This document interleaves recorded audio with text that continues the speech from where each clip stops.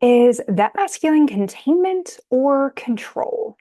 Today, we're going to break down what those terms mean and which is which. Hello, my name is Stephanie Thoma, and welcome to my channel. We talk about things like personal and professional development.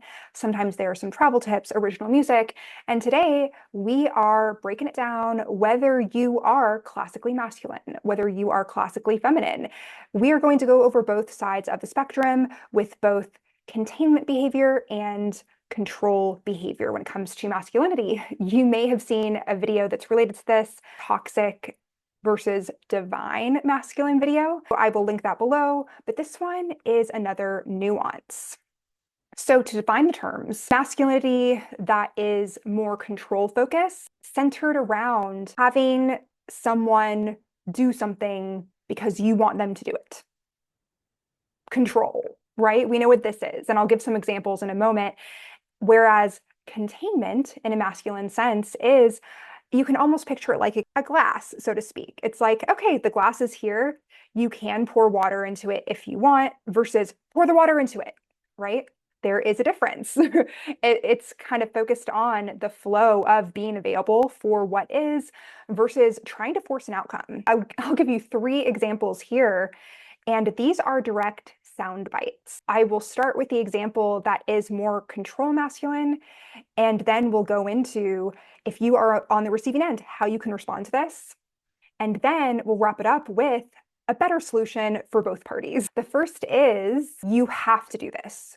You have to answer this question. How many of us have been asked a question, maybe once, maybe twice, and then it gets to be 3 times, and you really don't want to answer it? Let's say that you're asked again and instructed, no, you have to answer this. The response to this could be something like, I don't have to do anything, and I'm ready to move on to a different subject. Matter of fact, maybe you were playful the first time, the second time, but when it gets to be the third, and I would not encourage letting it go beyond the 3rd time. If someone's pressuring you into answering a question, simply state, I don't have to do anything, and I'm ready to move on now. Something that would be even better than someone playfully asking a question so many times someone is not comfortable answering would be, after the 1st time, or maybe the 2nd if it's really playful, to say something like, I respect your right not to answer, although I am curious, to which on the receiving end you could reply, good. Now we have our second, I really like it when you blank, do it again. So, okay, maybe there are certain contexts where this would be more of a fit.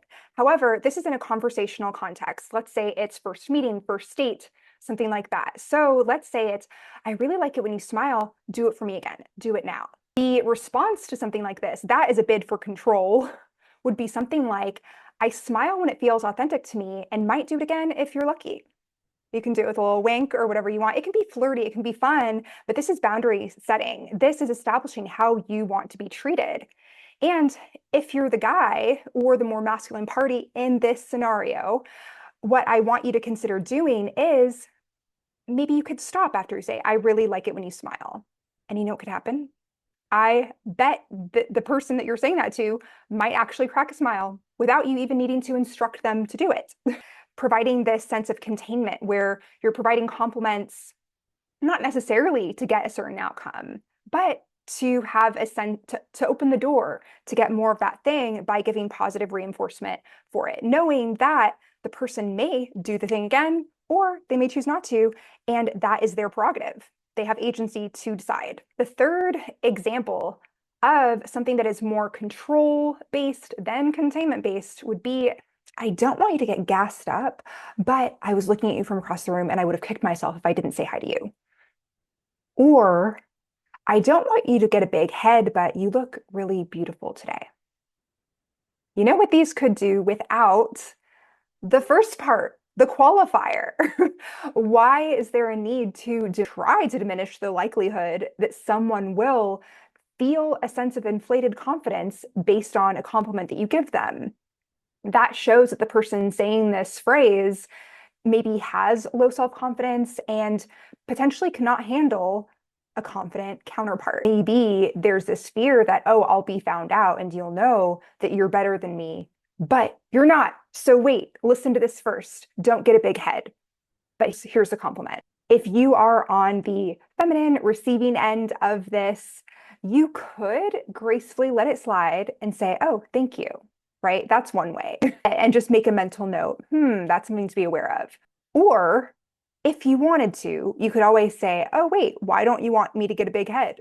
And kind of play around with that terminology that they decided to use and allow everyone to be curious about that. My recommendation is when giving a compliment from a masculine space, instead of trying to control how the other person will receive the compliment, just freely give the compliment. Creating that space of containment allows the receiver to receive it any way they wish. It could have an impact on their confidence or their self-esteem, or maybe not. Maybe it just rolls right off.